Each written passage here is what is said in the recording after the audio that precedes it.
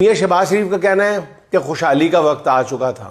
ایسی مجھے پہلے ہی پتا تھا کہ اس طرف یہ جائیں گے, کھل کے جائیں گے. شہباز شریف صاحب فرمایا ہے کہ خوشحالی کا وقت آ چکا تھا, بدقسمتی سے جنگ نے صورتحال بدل دی.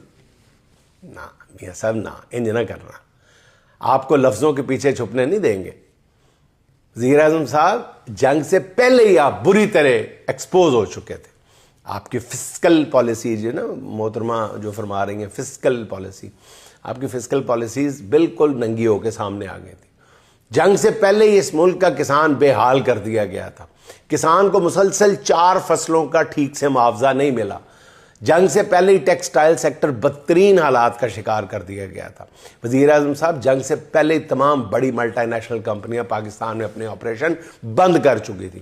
وزیر اعظم صاحب جنگ تو ایک بہانہ ہے, حقیقت یہ ہے کہ اس سے پہلے ہی بے روزگاری ملک کی تاریخ کی بلند ترین سطح پر پہنچ چکی تھی.